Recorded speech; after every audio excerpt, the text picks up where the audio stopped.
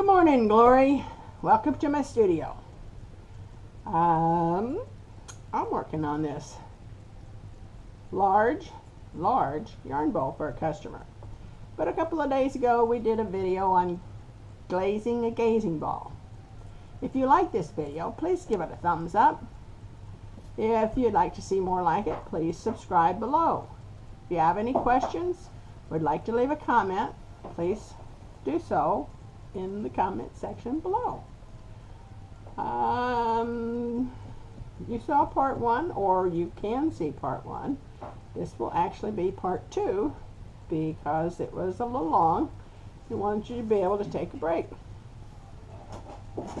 Hope you enjoy it. There should be a picture of the finished gazing ball at the end. Thanks for visiting me in my studio. Catch you later. Bye. So, I have no real preconceived notion as to what I think this is going to look like. I just kind of have a general idea of what I would like it to look like. And then as I add the glazes, then that just becomes what it becomes. So this is a little tiny brush that I use for outlining the eyes.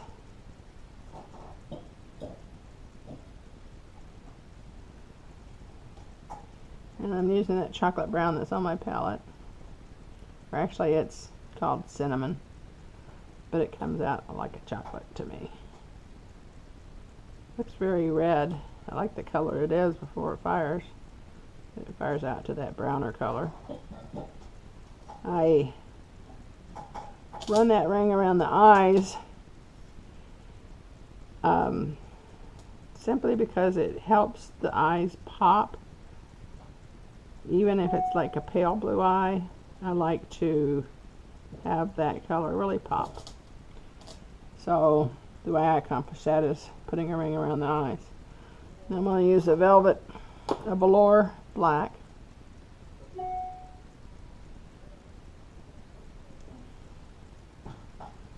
I'll unload that on the palette because that's way too thick.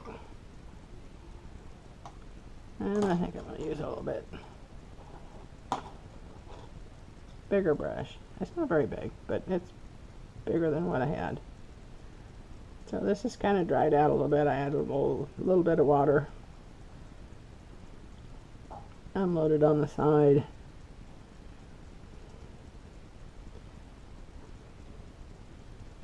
And then that little brush becomes a lot thicker. And I start to collect the glaze on the end so that I can make the pupil. Now, this pupil I'm going to make not round, but a little oblong. So it's a little different.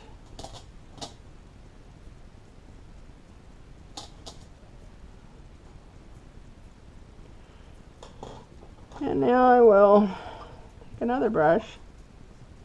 I'll leave the black in that brush because it's, if I need to come back and add to it, I can, because the black's already in that brush. And I usually, if I'm glazing 50 yarn bowls or so, I usually do all the pupils at one time. So I added a little intense yellow to a brush that had some green to it, and I'm going to go around this oblong pupil, mixing on the palette to get this kind of bright, intense green color to ring that pupil. I'm going to make more of a little creature eye on this guy. I want that intense yellow to go around the eye.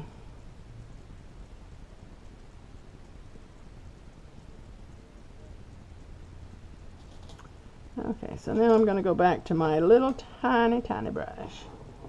And where I unloaded this black I'm going to make sure I thin it out, but I want it to not be so thin that it runs. So I'm going to test it over here on one of these little things to make sure that it's not too watery.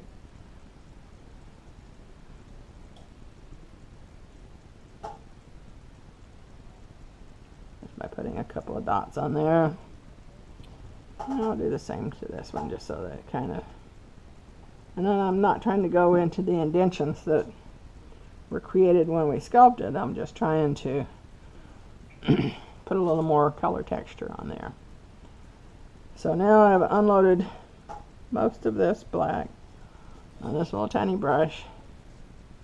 Now I'm gonna just start some little squiggly lines, sort of radiating from the pupil area. Kind of a little bit more of a creature-y monster eye.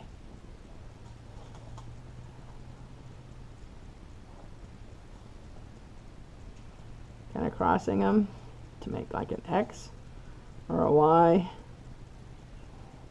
I'll say, thank you, Don Landing, for teaching me the power of the Y.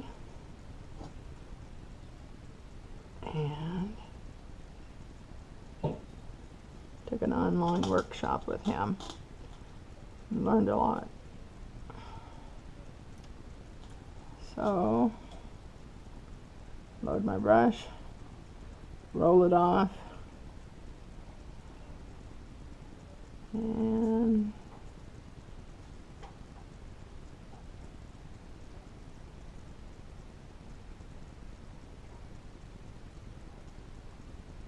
making little crosses.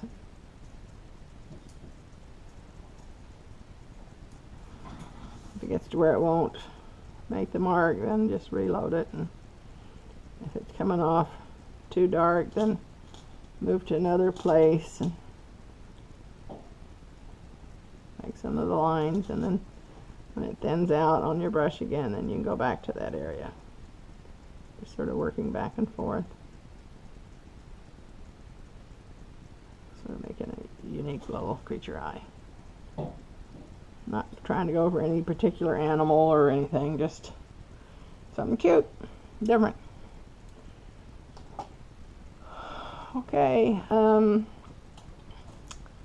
like this guy, but I think what I want to do is some more detailed kind of stippling on the back of him. So probably a little bit better close-up of what he's looking like.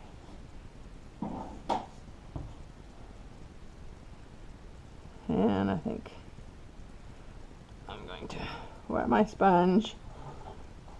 And on this palette I have some more of that chocolate brown, so I'm going to wet it and bring it up and bounce it a little bit and go around the horns. So I've kind of created this texture with the brush, and now I'm going to create some of this additional texture with a sponge. And I just sort of ripped it in half, tore the little sharp edges off.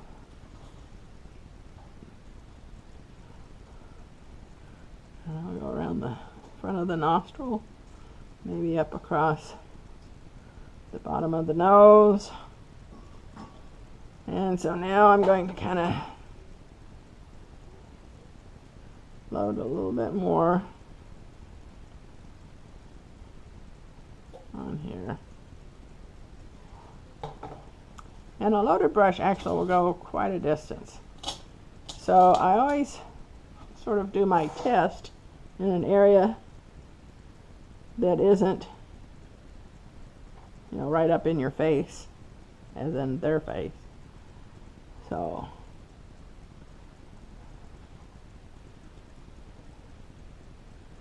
sort of want a irregular pattern. I might go pretty solid right around the base and start kind of an irregular pattern by turning the direction that I stipple. Sometimes I make use of the pattern that the sponge makes, and sometimes I turn it around to sort of camouflage it. So I'm going to stipple this a little harder. So you can see there's quite a bit of glaze in that brush when I stipple a little bit harder. Another thing that does is brings that glaze right to the surface. And even though you can't really see the glaze on that sponge, it puts enough on there to make a difference. And I'll come up across here. And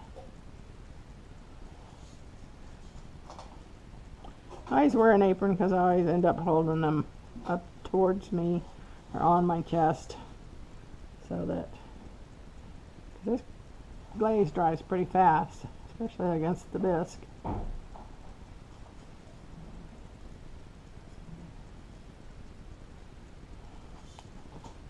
I'm going to sort of finish this pattern, this very, very irregular pattern.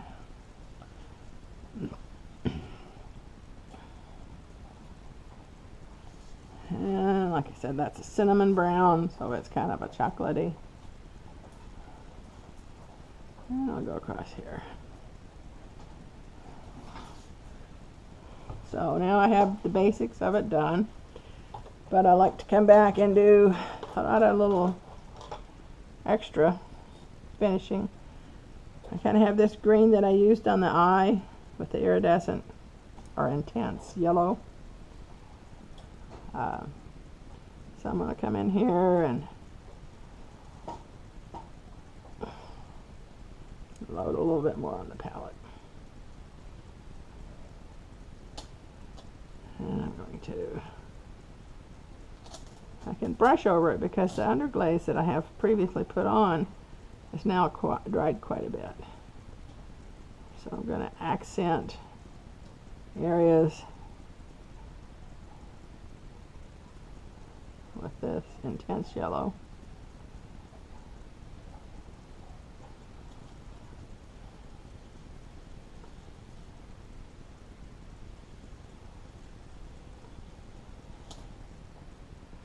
And it's not like if I do it to this horn, I have to do it to this horn. And sometimes this area will be one color and this area will be a completely different color. So sometimes it's about balance and sometimes it's about making sure that it's not completely balanced.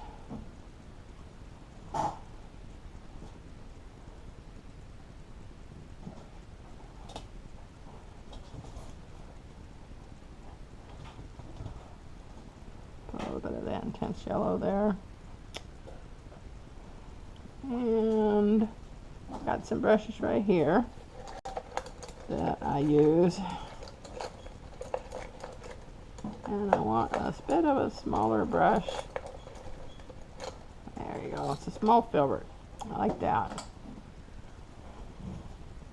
So from this palette that I have, it's got a lot of choices on it for me. So I'm going to just put it down. And I'll wet it to reconstitute that underglaze. And then I'll start adding some of the extra detail that I want.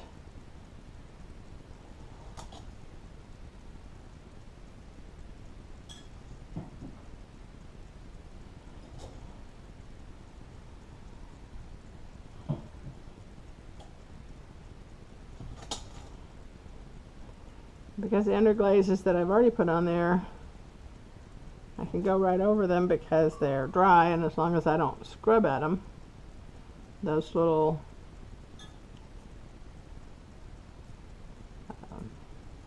stippling marks will stay there. So, pick up a little purple this time. I go up here with some of the purple. And maybe pick up some of this green. Follow that. And then that edge so you don't have a hard line. Bring some of that down here, and down here, and down here. Maybe put a little over here. And then soften the edge so that it blends into the color that's next to. So it starts giving it a lot more dimension. And I'll do the same thing here.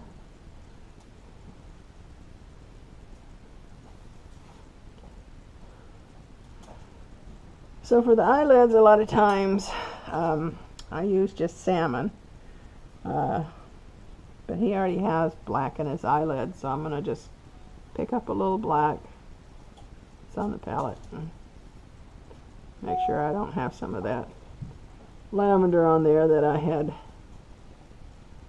put underneath the eye. Now I'm going to pick up some of that black with the brush that I use a lot to stipple with.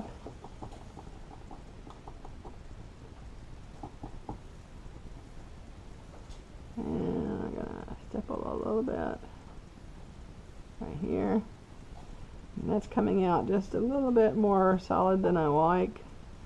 So I'm going to dry it off on my wash rag by giving it a pounce. Now that'll be a little bit softer. Go over that grain that I just put on there so that it has some of the stippling on top.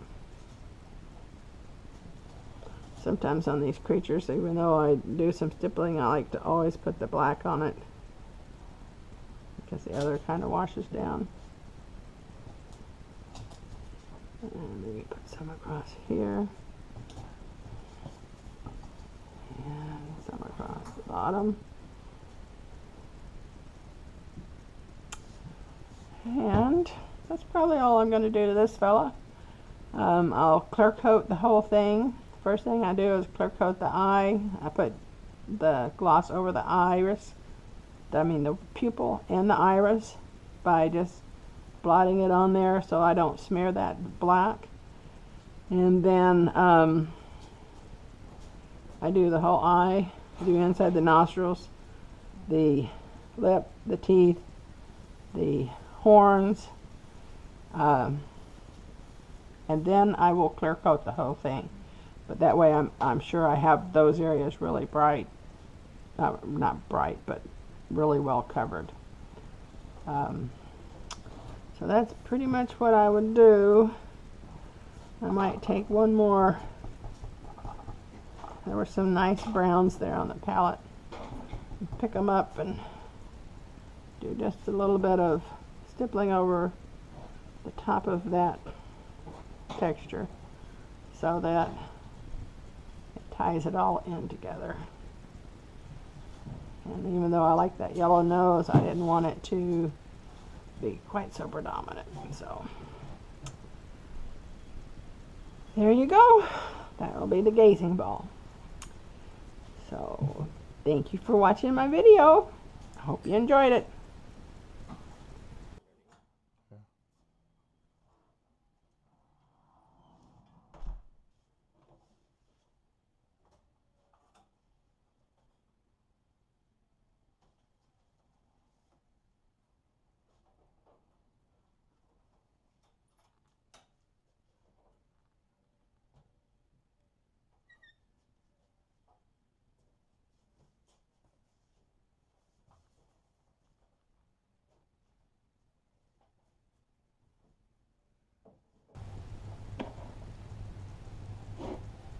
Turn the camera on now.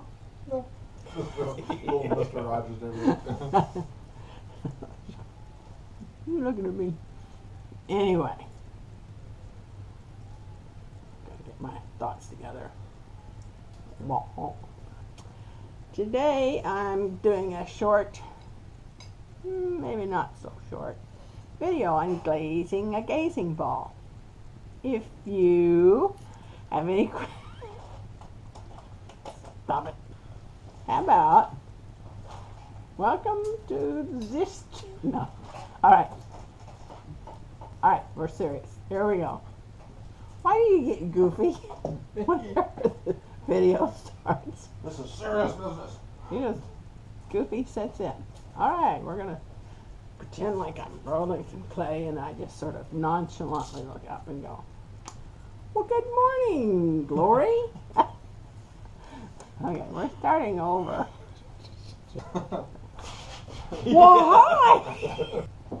Thanks for visiting me in my studio. Catch you later. Bye.